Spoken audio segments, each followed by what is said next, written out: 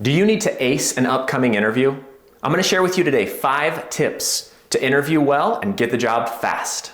If you haven't subscribed yet, subscribe down below and then hit that bell. You'll be notified each week by hitting that bell of each video that I release to help six-figure professionals in getting the job now and then advancing in their career once on the inside. Hi, my name is Ryan Stoltzfus. I lead a global career development teaching program for a Fortune 500 company while also working with hundreds of professionals through my company, the Job Hackers Network. Through my program, the Job Hackers Method, I help six-figure professionals totally avoid the recruitment process, the typical recruitment process, to get straight to hiring leaders to deliver their clear value proposition so that jobs are created for them predictably and reliably. Now, I've got 5 awesome tips for you today to help you ace your next interview. The first one is do your homework.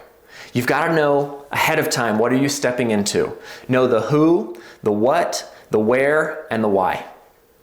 Who are you interviewing with? You have to know their names so that you can thoughtfully research the person. Come up with questions that are looking at their background and then asking a point of curiosity, digging deeper into them. This is part of how you connect. It is so awesome when you can step in, shake that hand and say, "Hi, Ryan. It's great to meet you today," and acknowledge the person, acknowledge the human. It takes your conversation to a whole nother level. Okay, so that's the who. Know who you're interviewing with. Now, the what. You would think that this is basic. You've got to know what the role is that you're actually going into interview for. And I'm literally talking about you have to know the title. I've had many interviews that I've stepped into in the corporate HR world and recruitment where you get into the conversation and then you ask the person, okay, now what is the title specifically of what you're interviewing for? And maybe they've applied to a whole bunch of different positions and they don't even know the title of what they're interviewing for. But let's take it a layer deeper. You've got to dig into the job description, dig into the conversations that you've had in networking so that you're getting the real details of what's done in that job on a daily basis. Know what you are interviewing for, okay? And go layers deep into that. Next thing you've got to know is the where. The logistics, that's what the where is. It may physically be, where is the interview? Is it in building A? Is it in building B? If it's at the Microsoft campus, is it in building 73? You've got to know where you're going. Now, a lot of our conversations we're having these days are on Zoom or WebEx or Skype, something of that nature. You've got to get in and test that platform ahead of time. Know your where, cover the logistics. Be early to the interview, but not 20 minutes early. Okay, be 8 minutes early. So that you know the where, you can cover the logistics, all of that is going to be on point. The next one is to know why. Why is the role open? As much as you can get from the networking that you've done, as much information as you can get to know the why will help you build out your unique value proposition based upon where they're at. Are they filling the role because somebody left? Sometimes you can get that information, usually through networking. Are they filling the role because it's new budgetary monies? Are they filling the role because they have a new big project that they need to move the needle on? Are they growing? Are they decelerating?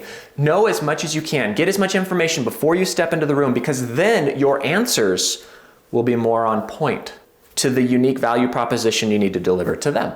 Let's dive into the second tip. And this is going to be to communicate your value proposition clearly, succinctly, so it's easy to understand. So you have got to know what is your unique value that you'll be bringing to the role, and then assure that as an interviewer is in the interview conversation and then when they leave, they know what that value proposition is. They are able to categorize you. They are able to identify you with the sentence, "This is what Ryan will bring." The better you can do this, the easier you make yourself to be understood, the easier it will be for that person to see you in the role, okay? Now here's a key with a value proposition. It can't just be something that is valuable to you. It has to be something that you know is valuable to the organization. For it to truly be called a value proposition, it has to be something that is valuable to them. So, the better you know the role, the better you know their situation, the better you know the team, the better you know the person, the better you know the broader organization, their culture, the more dialed in your value proposition can be. Now, I just released a video a couple of weeks ago. How to answer "Tell me about yourself" strategically. The reason why I'm bringing that specific video up here is because I want you to watch it after you finish this conversation. That will help you to step into an interview, and whatever question, sometimes it is tell me about yourself, but whatever first question they ask you, you'll be able to check your value proposition, your perceived value proposition, and get them to say, yes, that is what we want from the role. And then it puts you out of the gate in a very well-positioned manner to know that what you're going to be delivering stories on throughout the rest of your conversation is aligned to what they need, what they want. It's like, oh, it makes such a perfect match. The third component, the third tip, is going to be to prepare your stories. Now, what do I mean when I say stories? What I'm talking about here is your best career moments. The times when you knocked it out of the park, where you hit a grand slam. Usually these are going to involve a numeric, a quantitative result. Okay, being able to go out there and gain market share of 10%. Being able to lead a team which was ultimately able to put forward quality assurance initiatives or something of that nature, something that yields a result to the business, to the bottom line. Even if you're in HR, you're in something that's a peripheral, even if you're in accounting or an administrative role, how do you affect the bottom line of the organization? That's what you need to get to. That's what truly matters. How are you affecting the profit and loss statement for that organization?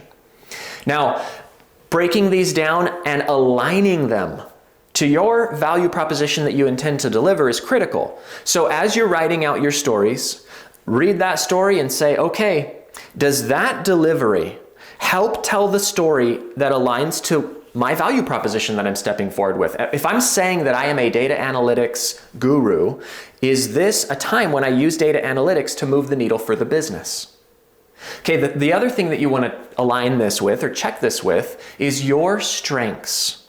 Does that story identify when you are in your strengths zone, when you are in your lane? The reason why this is important is because you want to put yourself forward to the interviewers in your strengths zone, because that's what you want to be doing in the future, is working inside of your strengths. Your strengths are the things that fuel and engage you. When you're doing that work, you feel whole, you feel full, you're gaining energy. If I say that I'm a great presenter, but I hate to present, yes, I might be able to do it well, but it depletes me, then that's not a strength activity, but I said I was great at it, they'll expect me to do it.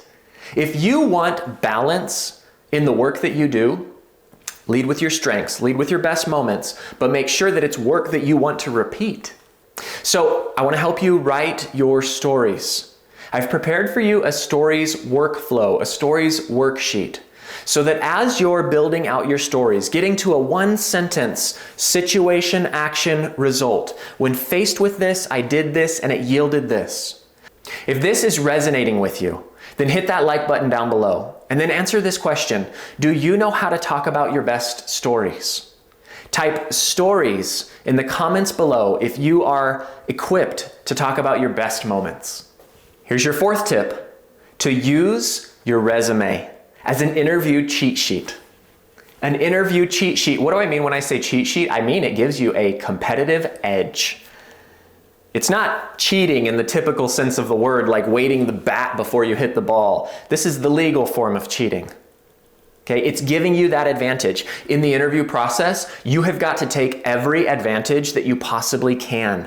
We're playing a game of odds, and you are trying to improve the odds with every purposeful step that you take. Watching this video, looking at these tips, you're trying to improve your odds of winning.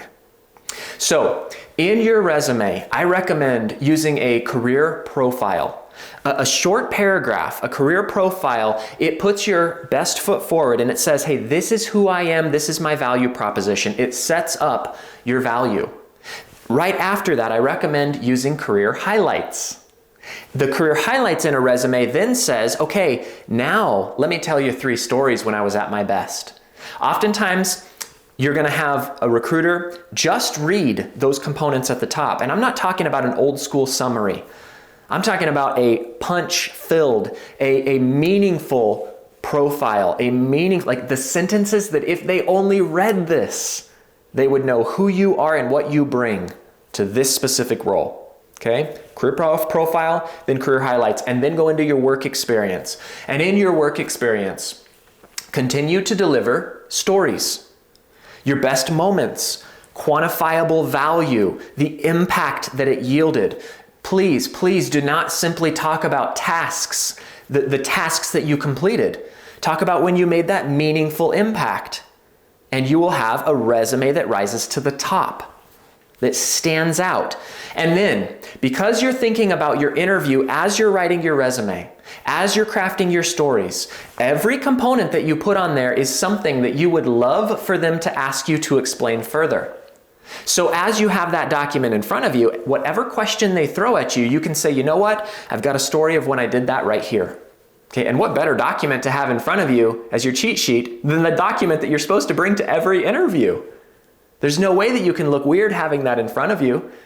You look prepared, you're succinct, they ask you a question, you can pause for a moment, you can figure out exactly where you're going, where your punchline is, the story and how it ends, and then start that answer with the end in mind.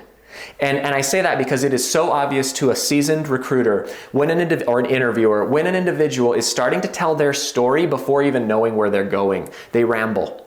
If you have a problem with rambling, you have to prepare in this manner with the punchline in mind.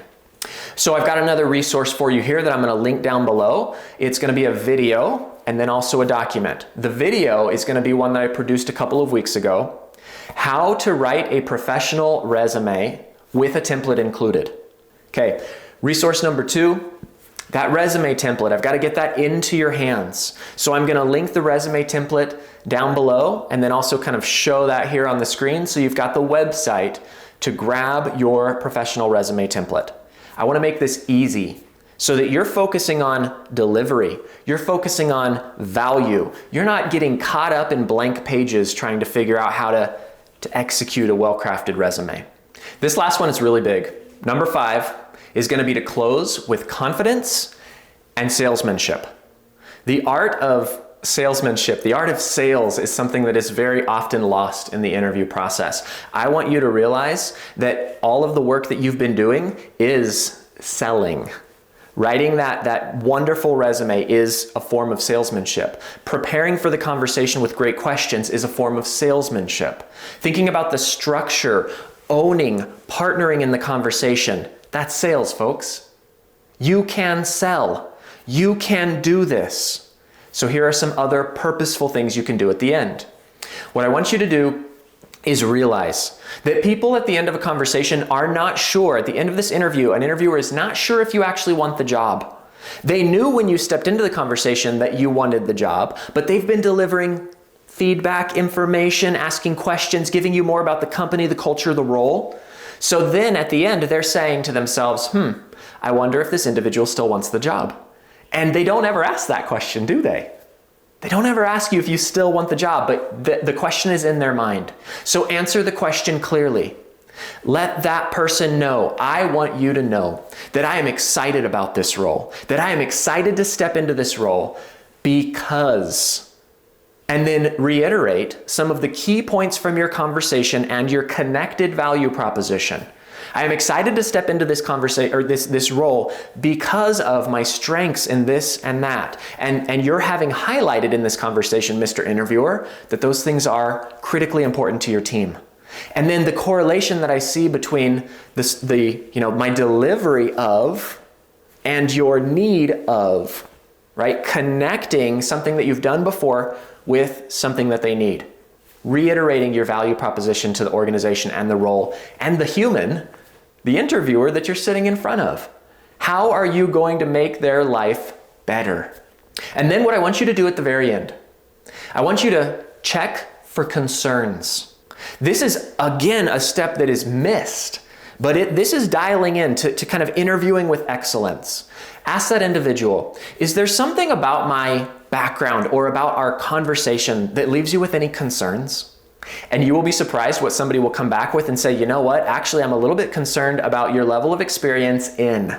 If they have something where they haven't quite seen it from your stories, that gives you a Hail Mary opportunity to jump in there and say, wait a second, I actually do have strong experience in this. Let me tell you another story.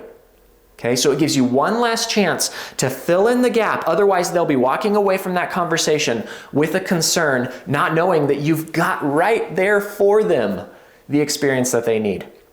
Last thing I want you to ask for is, what are the next steps? Is there a way that I can further partner with you on the closing of this role? Okay, now sometimes somebody will step in there and say, you know what, Ryan, I've actually got 3 more interviews, but they're gonna be wrapped up this week. So then you could then ask, okay, so then if I followed up with you next Monday, does that seem like a reasonable time for me to follow up? What this does is it again works in partnership with the person, but it creates a situation where you have the space to step away from the conversation, to ease your mind and know when your significant other comes to you and says, how did it go? And when are you, like, what's the next step? You can say, I'm gonna follow up with them next Monday. I think I did well, but I have a next step. And then you can relax. This is so critical. We don't give ourselves space to step away, give ourselves mental clarity, and just relax. Do yourself a favor and ask the individual, what is the next step? How can I partner with you further? If you are ready to start booking conversations, booking interviews, then I would love to talk with you about your job search strategy. Book a one-on-one job search strategy call with me, and we'll go over what you're currently using in your job search, what's working, and then also discuss what's working for other people in the current market. People like Will, who just landed a 200% pay increase while switching industries. Or people like Walter, who landed a $40,000 pay increase just 2 weeks after strategizing with me on his job search. Or Michael, who overcame a fear of networking and landed a role in just 2 weeks. Look in the description down below and you'll find the link to get into my calendar for that one-on-one job search strategy session. Now be sure to check out these 2 videos, the ones that I referenced in our conversation, how to write a professional resume, and then also how to answer strategically the question, tell me about yourself. I look forward to seeing you in the next one.